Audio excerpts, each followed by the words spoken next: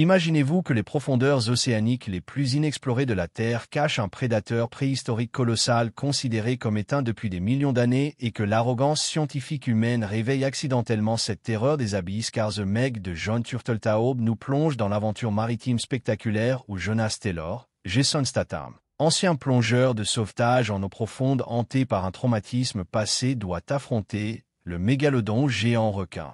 préhistorique de 23 mètres qui remonte des fosses les plus profondes du Pacifique pour terroriser les eaux de surface, et cette créature titanesque qui dominait les océans au Miocène révèle sa présence mortelle quand l'équipe de recherche dirigée par Dr Minwei Zhang, Winston Chao, perfore accidentellement la thermocline qui séparait notre écosystème moderne de cet environnement préhistorique préservé, et cette violation scientifique déchaîne une force naturelle primordiale qui défie toute technologie humaine contemporaine. L'histoire commence à la station de recherche océanographique Manawan située au large de la côte chinoise où l'équipe scientifique internationale, dirigée par Dr Zhang, explorait les mystères de la fosse des Mariannes, la région la plus profonde et inexplorée des océans terrestres, et cette installation futuriste financée par le milliardaire Jack Morris, Ran Wilson, investisseur cynique obsédé par les découvertes spectaculaires capables d'attirer l'attention médiatique mondiale, représente l'arrogance technologique humaine qui croit pouvoir maîtriser toutes les forces naturelles grâce à l'innovation scientifique, et l'équipe multidisciplinaire rassemble les meilleurs experts mondiaux en biologie marine, géologie sous-marine et exploration abyssale qui partagent tous une passion commune pour repousser les limites de la connaissance humaine. Dr Suyan Zhan, Li Bingbing, océanographe brillante et fille du directeur de la station, mène personnellement l'expédition de plongée vers les profondeurs records de 11 000 mètres dans le submersible révolutionnaire Origin, équipé de la technologie la plus avancée pour résister aux pressions extrêmes et explorer des environnements jamais observés par l'humanité. Et cette mission scientifique révèle un écosystème préhistorique intact protégé par une barrière thermique naturelle, qui avait préserver ces formes de vie anciennes depuis l'extinction massive qui avait éliminé les dinosaures marins, et leur découverte révolutionnaire pourrait transformer notre compréhension de l'évolution océanique et révéler des secrets biologiques inestimables. Cependant, la mission tourne au cauchemar quand une créature colossale attaque violemment le submersible Origin et l'endommage gravement, laissant Dr Zhang et son équipe piégés dans les abysses sans possibilité de remontée autonome, et cette agression révèle la présence d'un prédateur d'une taille impossible selon tous les modèles scientifiques contemporains, car les biologistes marins considéraient que les océans modernes ne pouvaient pas supporter des créatures de cette envergure.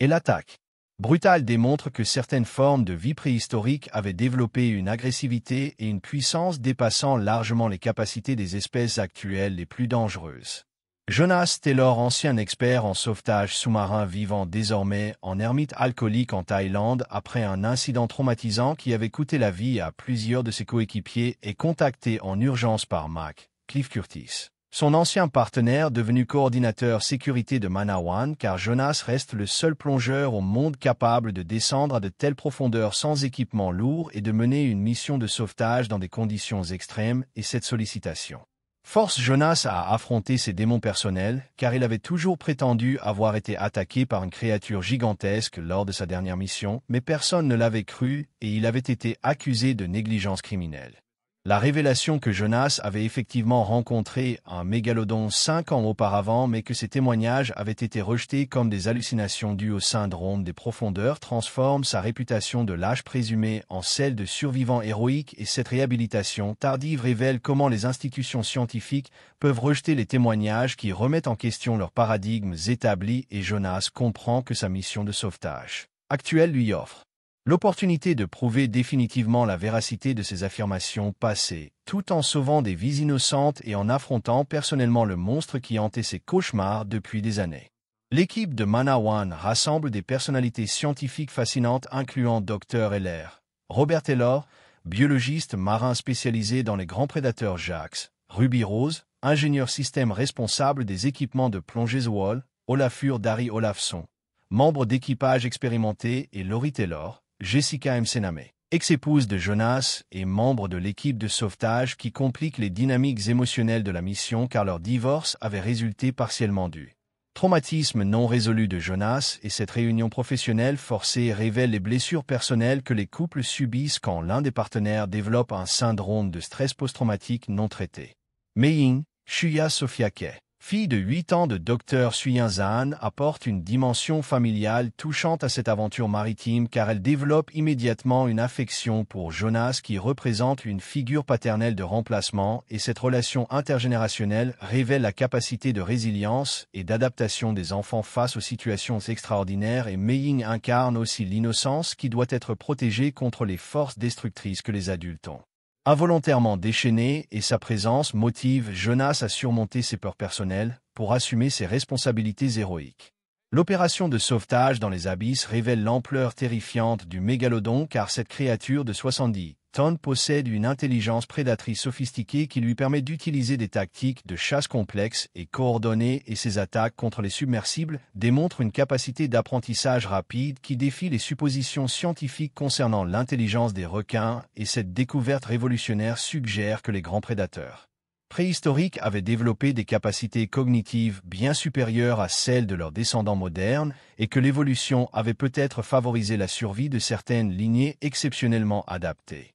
La remontée dramatique du submersible endommagé déclenche une catastrophe écologique car le mégalodon suit les sauveteurs vers la surface et franchit la barrière thermique qui le maintenait prisonnier des abysses depuis des millions d'années et cette transgression révèle que les écosystèmes océaniques modernes n'ont aucune défense naturelle contre un superprédateur de cette envergure car l'évolution contemporaine n'avait pas préparé les espèces actuelles à coexister avec des créatures de l'air préhistorique et l'arrivée du mégalodon dans les eaux de surface déclenche un déséquilibre écologique catastrophique qui menace tous les organismes marins de la région. Jacques Maurice révèle ses motivations commerciales cyniques car il considère la découverte du mégalodon comme une opportunité marketing exceptionnelle plutôt que comme une menace existentielle et il organise des expéditions touristiques pour observer le monstre malgré les avertissements désespérés des scientifiques concernant les dangers mortels de cette approche et cette commercialisation irresponsable révèle comment le capitalisme moderne transforme même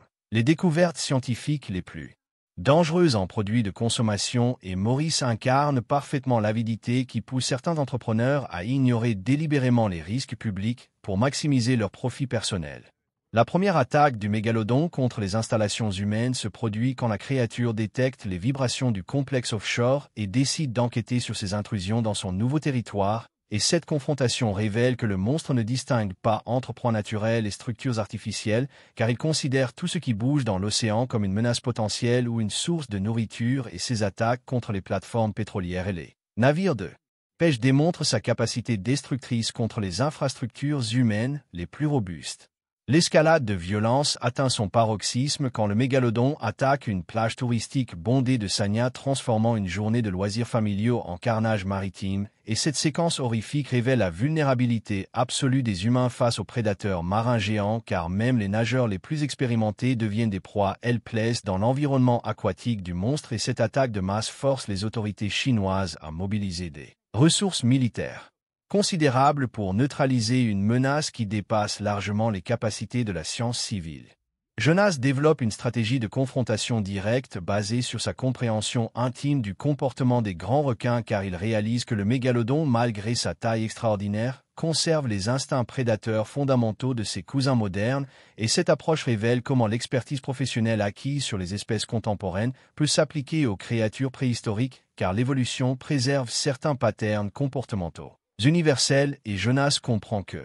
vaincre le monstre nécessite d'exploiter ses réflexes primitifs plutôt que d'utiliser des technologies sophistiquées inadéquates. La bataille finale entre Jonas et le mégalodon dans les eaux profondes du Pacifique combine action spectaculaire et confrontation psychologique car Jonas doit surmonter définitivement ses traumatismes passés pour affronter courageusement la créature qui symbolise toutes ses peurs refoulées et cette lutte titanesque révèle que les véritables victoires nécessitent souvent de transcender les limitations personnelles imposées par les expériences traumatisantes et Jonas découvre que sa survie dépend autant de sa résolution émotionnelle que de ses compétences techniques. L'élimination du mégalodon utilise une combinaison ingénieuse de connaissances biologiques et de courage personnel, car Jonas exploite la physiologie unique des requins géants pour transformer la force du monstre contre lui-même, et cette victoire démontre que l'intelligence humaine peut triompher des prédateurs les plus formidables quand elle s'appuie sur la science authentique plutôt que sur l'arrogance technologique et la mort du mégalodon libère les océans d'une menace existentielle tout en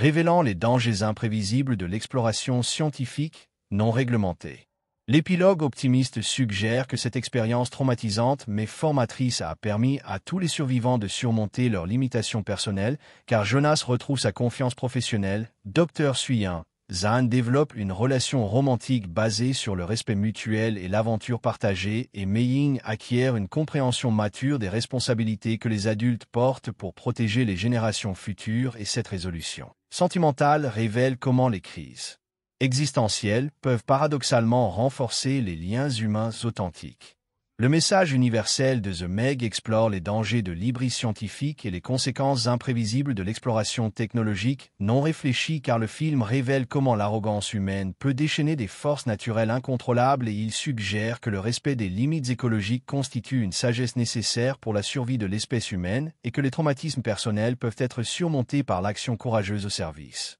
d'autrui, et que la nature préserve des secrets dangereux qui ne doivent être révélés qu'avec une préparation et une responsabilité extraordinaires, et que l'exploration scientifique doit être guidée par l'humilité plutôt que par l'ambition commerciale pour éviter des catastrophes écologiques irréversibles.